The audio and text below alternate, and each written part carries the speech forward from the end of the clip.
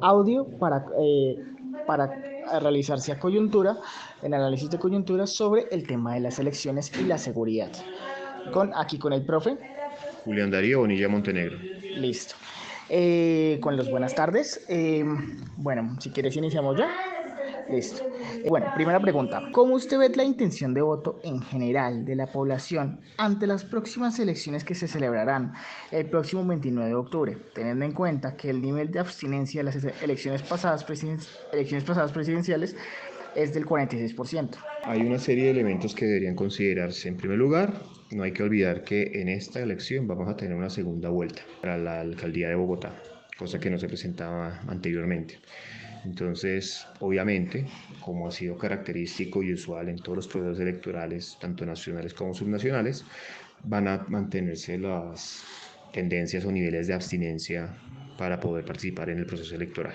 No se ha logrado modificar el asunto en una manera representativa, entonces eso es un aspecto, digamos, habitual. En segundo lugar, el manejo de la intención de voto debería tenerse en consideración frente a dos grandes bloques. Uno, que está representado en cabeza de Gustavo Bolívar, que es el representante del presidente Gustavo Petro, que es el representante del pacto histórico, y que pues de antemano se sabía que iba a ser candidato, a pesar como de todas esas estrategias de suspenso que se habían generado durante los primeros meses de este año. Y por otro lado, pues el resto, incluyendo incluso a Jorge Robledo, que están más que todo configurando un escenario que se podría llamar de oposición a. Ahí estarían los dos grandes bloques. ¿Esto a qué lleva? Que en primer lugar, estamos en un proceso que no tiene el mismo nivel de interacción, el mismo nivel de motivación que tuvieron anteriores procesos electorales. Pudieron haber sido más, llamémoslo así, llamativos los que fueron cuando se hizo la posibilidad del segundo triunfo de Enrique Peñalosa, lo que generó en su momento la victoria de Gustavo Petro, inclusive en las elecciones pasadas todo lo que fue la tendencia alrededor de ver la primera mujer y además lesbiana alcaldesa mayor, todo eso generó una serie de condiciones particulares. Pero en la actualidad yo considero que se está viviendo una situación, un escenario de apatía y de inconformismo. No hay una convicción real de que cualquiera de esos candidatos que están ahí representados vayan a significar realmente un cambio en todas las problemáticas que se están viviendo en la ciudad, iba a decir país, pero no es en la ciudad, además teniendo en cuenta el hecho de que muchos de esos factores no dependen exclusivamente de la alcaldía como entidad política, sino que también tiene una relación estrecha con todo el funcionamiento social y sociocultural que se está viendo en el país. Muchas gracias. Vamos con la segunda pregunta, que es, desde su perspectiva, ¿cómo contempla el panorama de las elecciones en el ramo de la alcaldía, de acuerdo a las últimas encuestas de Inbamer? Galán con un 26,6%, Bolívar con un 20,3%, Oviedo con un 16,8%, Diego Molano con un 7,5%, Rodrigo Lara con un 7,4%, el general Jorge Luis Vargas el 6% y Jorge Enrique Lovedo con un 5%. Solamente basándose en esa encuesta, porque hay que tener en cuenta las diferencias que se han presentado con otros mecanismos de medición, como por ejemplo el Centro Nacional de Consultoría.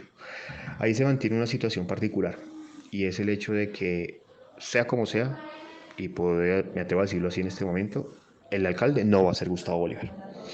Gustavo Bolívar tendría la opción de llegar a la segunda vuelta, tal como está configurado el sistema para la segunda vuelta, valga la redundancia, pero esto no va a impedir que se configure, como incluso lo llegó a plantear en su momento Juan Danilo Oviedo, una suerte de bloque para impedir el triunfo de Gustavo Bolívar. ¿Qué es lo característico, lo interesante del caso Bolívar? Igual un poco conectado con la respuesta anterior.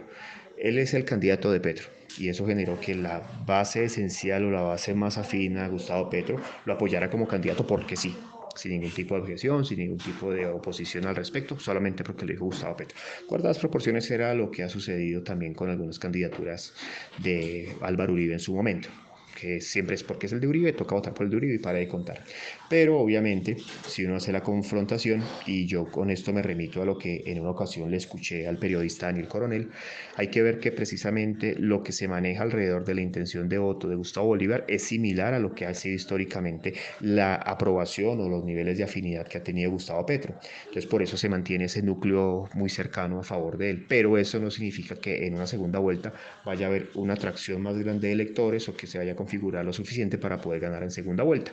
Por esa razón es más probable que cualquiera de los que están en cercano a Gustavo Bolívar, pero especialmente Carlos Fernando Galán, y con esto pues no quiero hacer ningún énfasis político de afinidad con Carlos Fernando Galán, tenga más opciones de ganar en segunda vuelta, porque todas las demás candidaturas, con excepción de algunas como por ejemplo la de Jorge Robledo o las de aquellos candidatos que no tienen una representación electoral lo suficientemente fuerte, van a preferir irse a apoyar a Carlos Fernando Galán con el fin de contener y generarle una derrota política al proyecto político que se está configurando en Bogotá por Gustavo Petro alrededor de la imagen de Gustavo Bolívar. Muchas gracias.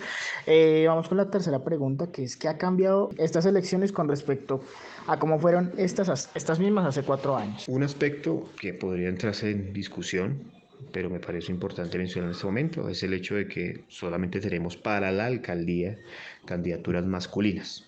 ¿Sí? Ese es un aspecto que podría llamarse como relevante en este escenario.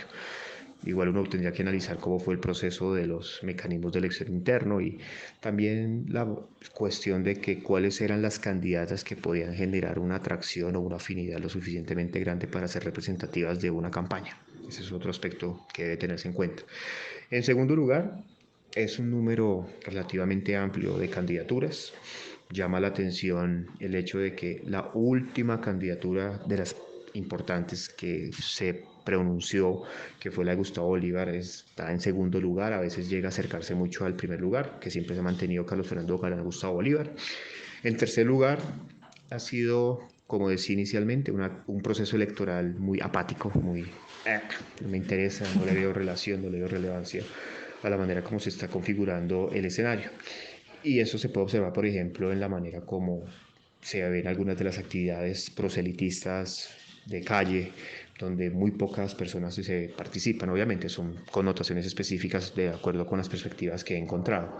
También llama la atención el hecho de que, si se pudiera pensar, hay un bloque de izquierda que está alrededor de Gustavo Bolívar, hay un bloque de derecha que está entre Carlos Fernando Galán, Juan Danilo Oviedo, Diego Molano, Jorge Luis Vargas, Rodrigo Lara. También yo incluiría a Jorge Enrique Robledo, así siempre se haya querido presentar como una opción de izquierda, pero pues ha construido o configurado vínculos con la derecha con el fin de evitar que se logre el triunfo de Gustavo Bolívar en consecuencia del petrismo. Y estos serían como esos elementos particulares. Un último punto que sí me parecería importante y que también yo criticaría, y es retomando específicamente el caso de Gustavo Bolívar, conectándolo con lo anteriormente dicho, llama la atención su alta intención de voto, a pesar de que parece que esa campaña nunca hubiera arrancado. Incluso cuando se lanzó la opción de Gustavo Bolívar, nunca se vio una página web organizada, nunca se vio un control de campaña, era como, venga, haga usted lo que quiera, y solamente hasta hace pocos que se ha visto como una suerte de mejor organización política alrededor tanto de la candidatura de Bolívar a la alcaldía como el hecho de que se haya establecido una lista específica para consejo y ediliatos de juntas administradoras locales por parte del pacto histórico. Listo. Penúltima pregunta, o sea, hace la cuarta. En su opinión, ¿cree que el desempleo juvenil y el difícil acceso a la educación incentifican la situación de inseguridad en nuestra ciudad? El problema con esa pregunta es que esa es una pregunta dicotómica. O sea, yo puedo decir sí o puedo decir no. Lo que debería tenerse en consideración bajo ese criterio son cuáles son los condicionantes o cuáles son los referentes adicionales que podrían manejarse en relación con este escenario, con este contexto. ¿Por qué? Porque no se podría mencionar, porque ahí podría caer en una falacia de causa simple, considerar que esa consecuencia del desempleo juvenil que se genera la situación de inseguridad, porque la situación de inseguridad no es únicamente por parte de los jóvenes. ¿Sí? Si fuera solamente un factor o un foco específico de una población, aquí cayendo en un sesgo de que fueran los jóvenes y como consecuencia del desempleo es que hay inseguridad, pues uno podría encontrar otra situación, pero podría identificarse que hay otros elementos. En el contexto del acceso a la educación, tocaría revisar o identificar. ¿Por qué? Porque a veces se nos vende un poco la visión idealizada, la visión romántica de que a mayor educación van a mejorarse las condiciones sociales de la población, pero al mismo tiempo eso va a permitir que se bajen los índices de seguridad. Sin embargo, también es importante observar que infortunadamente nuestro entorno sociocultural, nuestras interacciones sociales han legitimado en gran medida las formas de generar acciones que podríamos llamar en nivel amplio de inseguridad. No inseguridad únicamente de hurtos o robos, hay una diferencia entre los dos, pero bueno, sino también cualquier escenario, cualquier contexto que nos impide o que nos motiva más bien a buscar la ilegalidad como un factor de legitimación de nuestras relaciones sociales. Listo. Y ya la última pregunta vendría siendo, Nuevamente, en su opinión, ¿el desempleo causado por las consecuencias de la pandemia del COVID-19 contribuyó al crecimiento de la inseguridad en Bogotá? Nuevamente, eso sería como una suerte de pregunta de falacia de causa simple, porque volvemos a casar como un solo condicionante, que es el desempleo. Hay otros factores, hay otros elementos, guardadas proporciones, y evito yo también caer en una falacia que sería la falacia de falsa analogía. Es como decir que el incremento de la población migrante venezolana ha sido uno de los causantes de la inseguridad en Bogotá. No puedo responder sí o no, porque hay una serie de configuración de distintos elementos. Personalmente considero que en los últimos años, y esto no es una situación que solamente se ha presentado en Colombia, sino a nivel general en muchos países, las condiciones de crisis económica, los problemas de la mediatización que se ha generado de mucha información a través de las redes sociales, que cualquier persona pueda acceder a ellas, no es que sea únicamente las personas con un teléfono inteligente, porque en la actualidad prácticamente cualquier persona uno la ve utilizando un teléfono inteligente, utilizando datos, utilizando redes sociales, han generado la difusión de una gran cantidad de referentes que legitiman en cierta medida las connotaciones del uso de la inseguridad. Entonces las personas, utilizando una connotación propia de la psicología, configuran sus propios modelos de disonancia cognitiva, mediante los cuales tratan de configurar las condiciones de legitimación que les permiten llevar a cabo cosas que para nosotros como un referente social completo podemos considerar de inseguridad, pero para esas personas son unas condiciones necesarias o fundamentales para su subsistencia. Y ahí precisamente viene esa connotación. Si uno pensara únicamente en el desempleo, podría decir que solamente mejorando las condiciones de empleabilidad se mejorarían las condiciones de inseguridad, pero incluso uno observa que bajando las tasas de desempleo, según los indicadores del DANE, no me vamos a meter a debatir si son buenos o malos, aún así se mantienen altas las condiciones de inseguridad. Y esto también se conectaría con un tercer factor que me parece importante mencionar, y es el hecho de que estamos hablando o bien de cómo es la medición real, formal, mediante criterios identitarios específicos de inseguridad, un trabajo analítico cuantitativo, o cuál es la percepción que existe sobre la inseguridad. Y también ahí en este segundo punto, la forma como se ha difundido todos esos temas a través de las redes sociales, a través de las estrategias mediáticas de los medios de comunicación, han aumentado precisamente las condiciones de que se considere que hay inseguridad en el país y especialmente en Bogotá. Listo, muchas gracias, profe. Y esto fue todo por ahí. Muchas gracias.